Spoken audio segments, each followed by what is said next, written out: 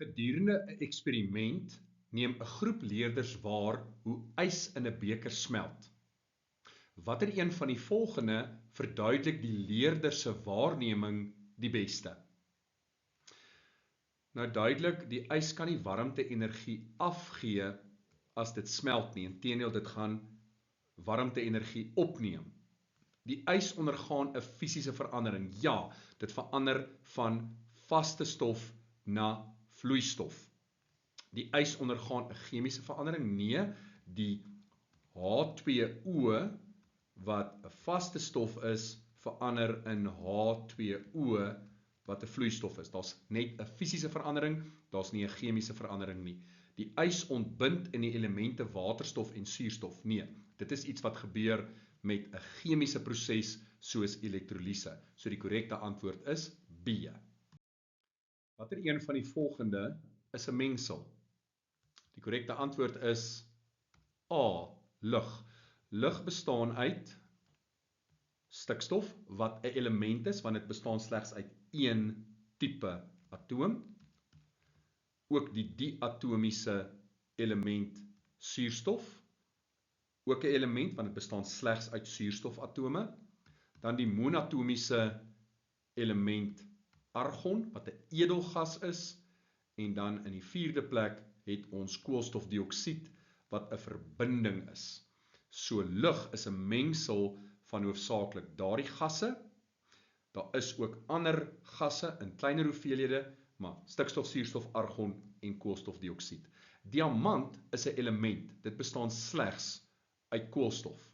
Gedistilleerde water sal 'n verbinding wees, steeds 'n suiwer stof, maar dit is 'n verbinding, dis nie 'n mengsel nie. En dan natriumkloried is ook 'n verbinding, dis ioniese bindings tussen natriumkatione en kloriedanione. Die getal neutrone in 'n atoom van natrium, wat beteken daardie getalle? Hier het jy jou atoomgetal, wat vir jou sê jy het 11 protone, en as dit neutraal is, soos in hierdie geval, sal daar ook 11 elektrone wees. En hierdie is jou massagetal. En dit bestaan uit die protone plus die neutrone.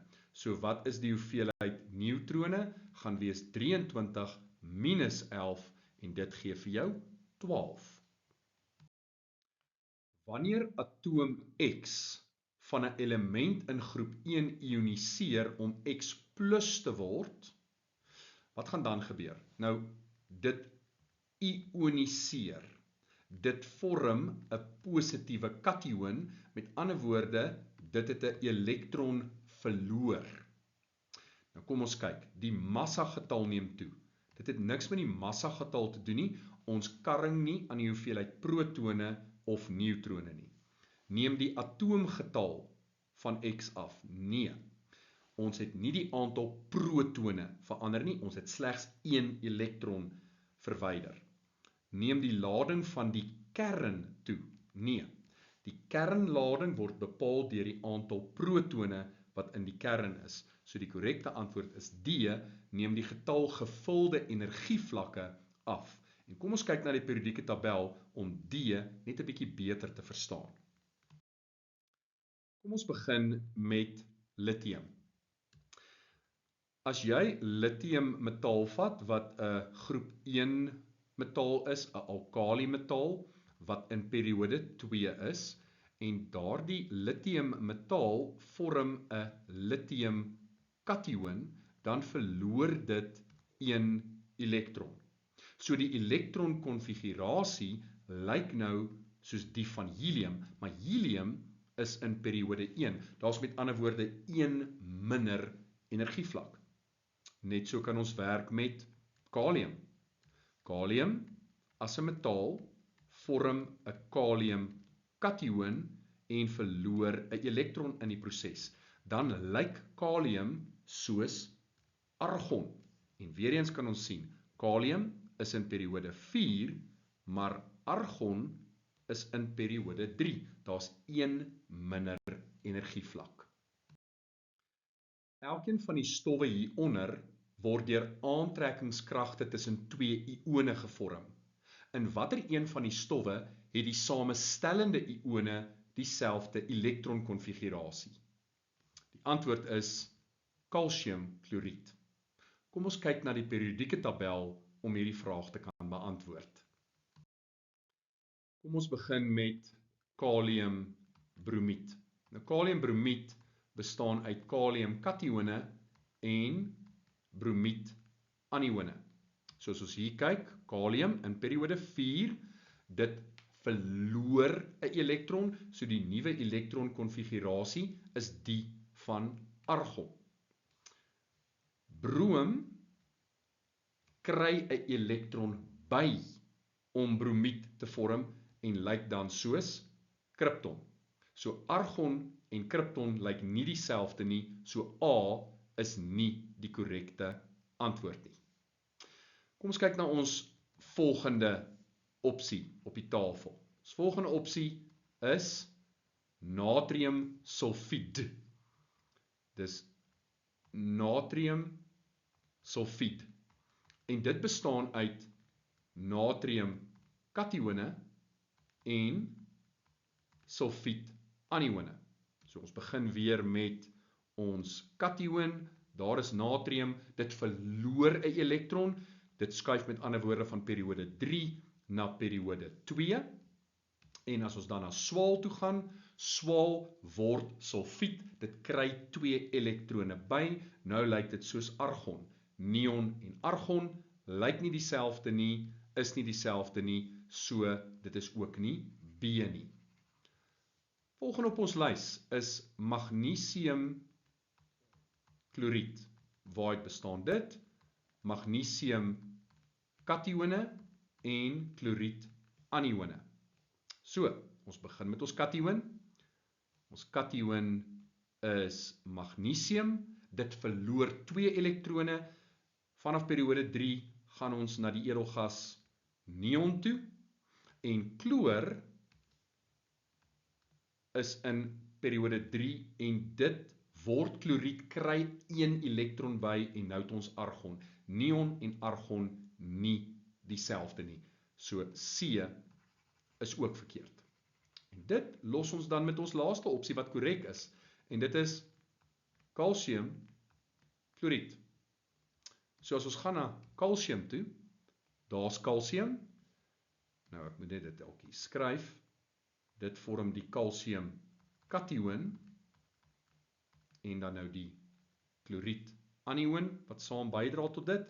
Maar kalsium verloor 2 elektrone en dit is die ekwivalent van argon, en chloor kry 'n elektron by en vorm dan ook argon. So beide het die elektronkonfigurasie van argon, so ons korrekte antwoord is kalsiumkloried.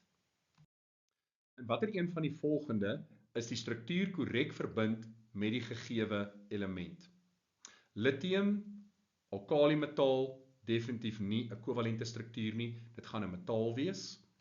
Jodium, by kamertemperatuur natuurlik 'n vaste stof, maar daar gaan definitief kovalente bindings wees. Ons praat van 'n molekule, so dis 'n molekulêre struktuur. Swaal is definitief nie ionies nie. Ionies is metaal en 'n nie-metaal, en koolstof ook nie 'n metaal nie. Beide swaal en koolstof is nie metale, so ons sal daar te doen hê met kovalente bindings. So die korrekte antwoord is B. Watter een van die volgende gebalanseerde vergelykings verteenwoordig 'n dissosiasieproses? Die korrekte antwoord is B. Onthou, dissosiasie beteken jy begin met 'n ioniese binding en dan in water breek dit dan op in die oorspronklike ione. So natriumkloried wat 'n sout is, breek op in natriumkatione en kloriedanione. Daar het ons die omgekeerde van dissosiasie. Ons sien 'n kaliumkation en 'n kloriedanion wat bind en vorm dan kaliumkloried is soliede, met ander woorde, dit is presipitasie.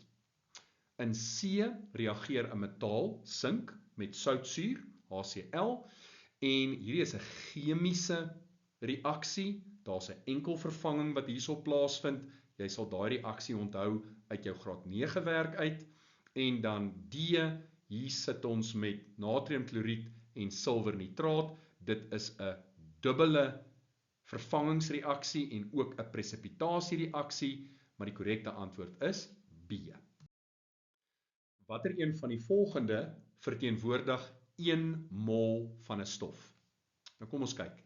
1 mol, 16 gram suurstofgas. Suurstofgas is O2 en die molekulêre massa van suurstof gaan wees 2 mol met 16 en dit is gelyk aan 32 gram per mol.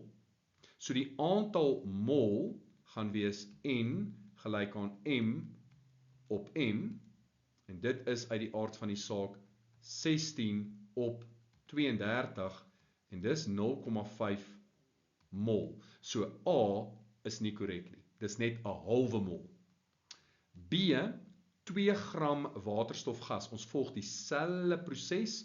Ons het net nou H2 pleks van O2, so dit is 2 maal 1 pleks van 2 maal 16 en dit gee vir ons 2 gram per mol.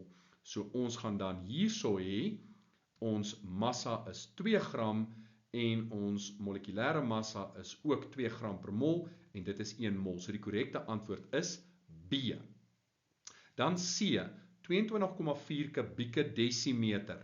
Nou as jy dit hoor jy 22,4 kubieke desimeter as dit kom by 'n gas, by standaard temperatuur en standaard druk, dan is dit gelykstaande aan 1 mol. Maar koper is 'n metaal, dis nie 'n gas nie.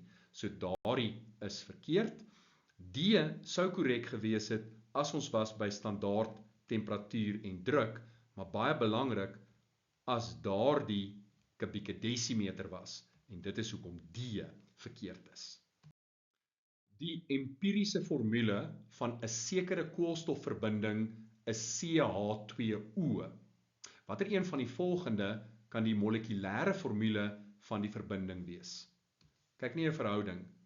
C tot H tot O is 1 tot 2 tot 1. A is 2 tot 6 tot 1, so dit kan nie A wees nie. B is 3 tot 6 tot 1, so dit kan nie B wees nie. C is 2 tot 4 tot 2, met ander woorde 1 tot 2 tot 1, so C is die korrekte antwoord. En D is 1 tot 3 tot 1 en daardie is verkeerd.